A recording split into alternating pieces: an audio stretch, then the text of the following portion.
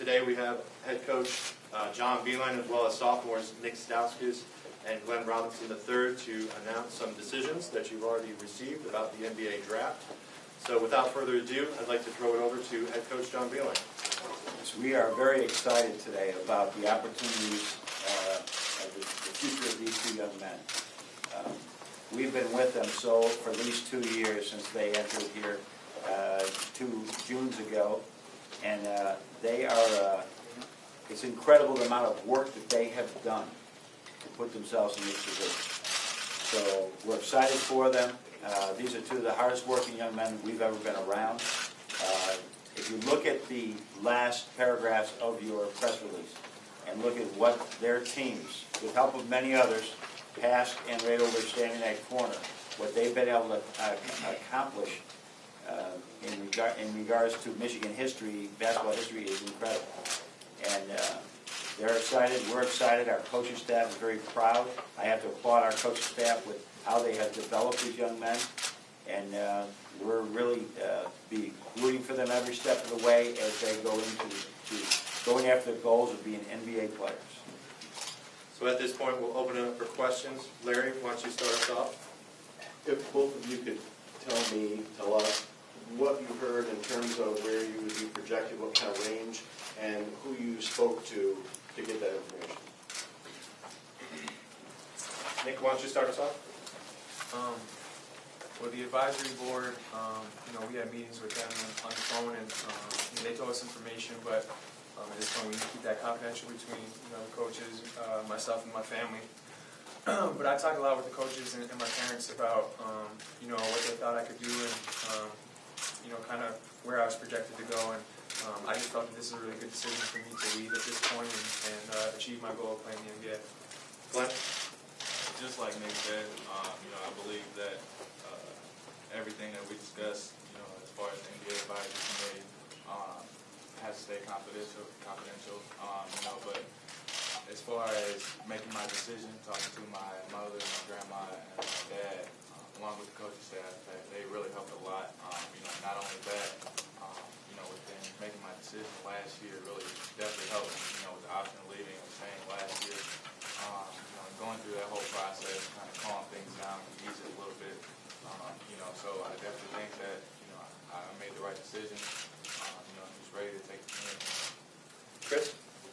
You guys have had your eyes on this for a while, since high school probably. Was it harder though when it came right down to it to actually make the decision than you thought it would be?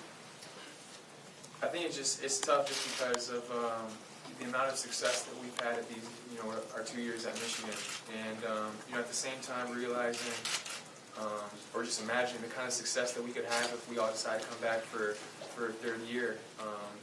You can't help but think what that would look like, and that's what made it really tough for me is the relationships that I have with the players and the coaching staff here, and how much I'm going to miss them. But at the same time, this is a once-in-a-lifetime opportunity, and I've been dreaming about this since I was about 7 or 8 years old. So the fact that this opportunity is in front of me now, I feel like I'm ready, and I'm happy to go after this right now.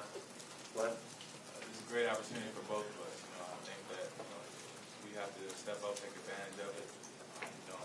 We're either 2 feet in or we're 2 feet out. And really, for me, the toughest thing was leading those guys. My teammates. I've gained so many relationships with them. On and off the court. The type of people that I met at the University of Michigan. As far as the coaching staff, they believed in myself, all those players standing over there, and Nick. Since the day we came in, a lot of people didn't necessarily believe in my talents as a player. When I first came in to college or even recruiting, so for them to give me the time, and I'm very grateful for it. Like Nick said, this is a once-in-a-lifetime opportunity. I'm ready to take this up. Yeah. Glenn, you had this decision last year, but for Nick, was there a certain point in the season where this became realistic that you would have this decision to make at the end? That wasn't really up to me. I mean, the media is going to talk about it, I guess, but it wasn't really until after the season that I really considered it. Throughout the year, I was just really focused on our team and the opportunity that we had at hand. And I feel like I did a really good job of staying focused all year long, regardless of what people were saying about me. So, yeah. John? For both of you guys, you've seen these numbers, best two-year stretch for wins in the history of the program.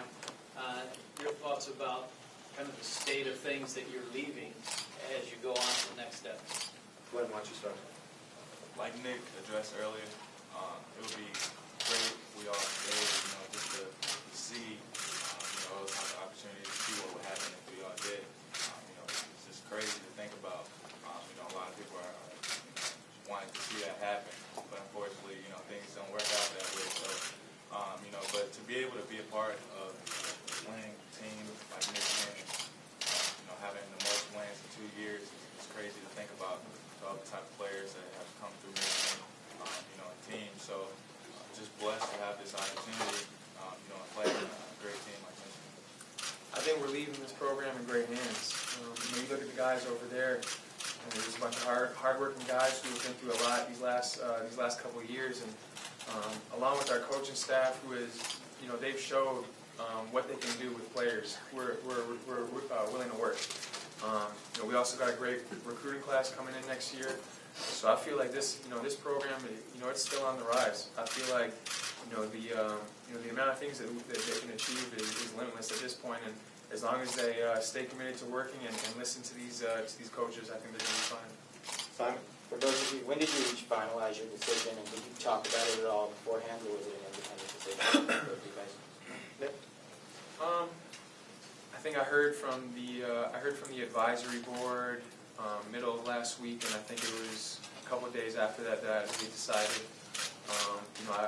The information I got from them was was kind of what I wanted to hear, and after that, I think my decision was pretty easy. Glenn?